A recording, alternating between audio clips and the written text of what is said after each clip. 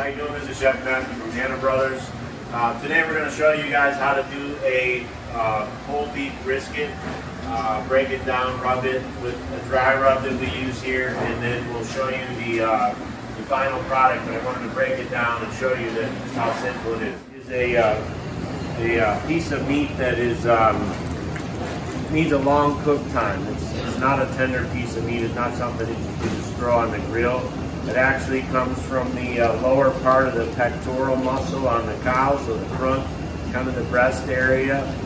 It's got a lot of connective tissue in it. That's why it needs to cook for a long time.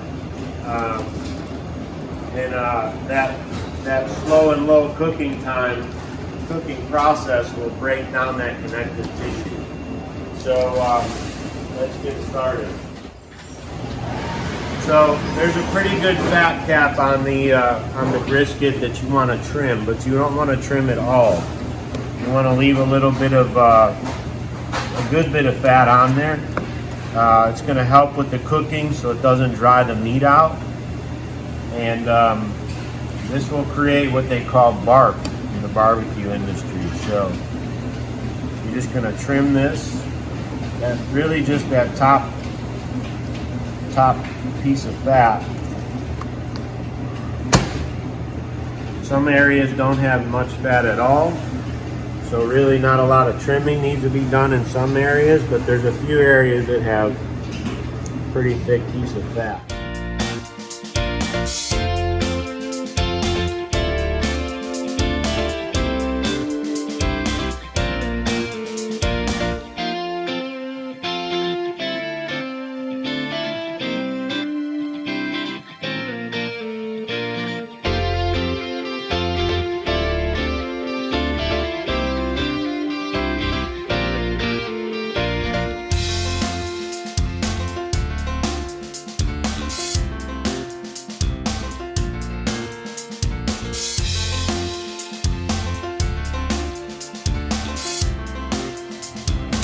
Alright, now we're going to show you how to do the dry rub. So I've got brown sugar,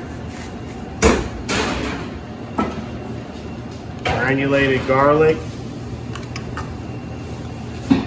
onion powder, kosher salt,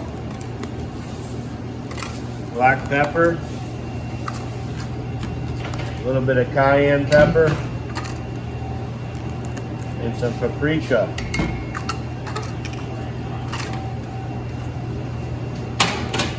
So all you're going to do is mix all this together.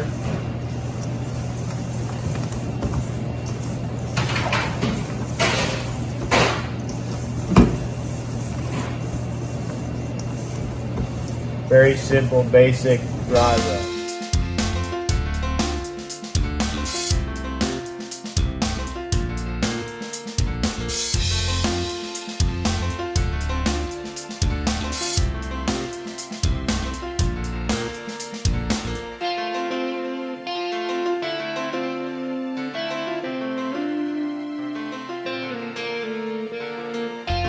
Alright, so we're going to take our brisket now.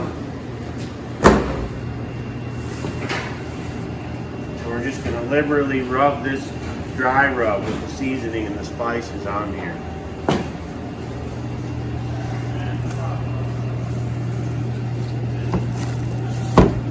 Take the excess off. Make sure that you rub this in very liberally.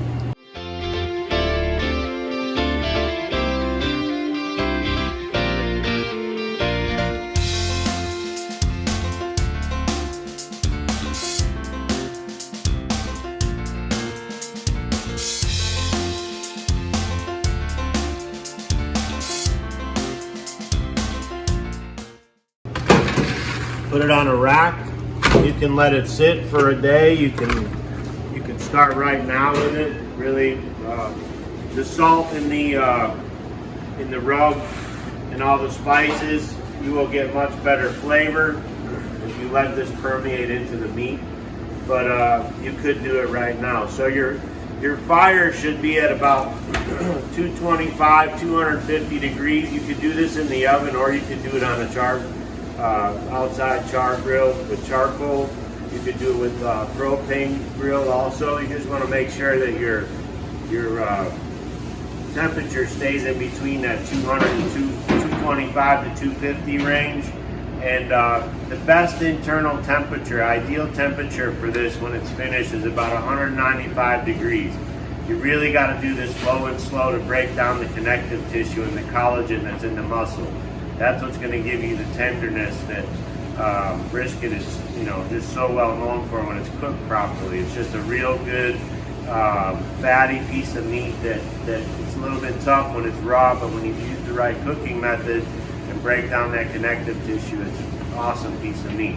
So I'm going to show you what this looks like in its finished state after about 12 to 16 hours of cooking. All right, so quite a bit of shrinkage.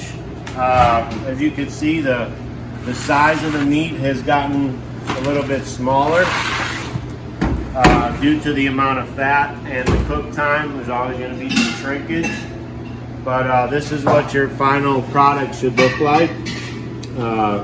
It's got a nice bark on it, and really, really good. Thank you guys for watching. Hope to see you all soon.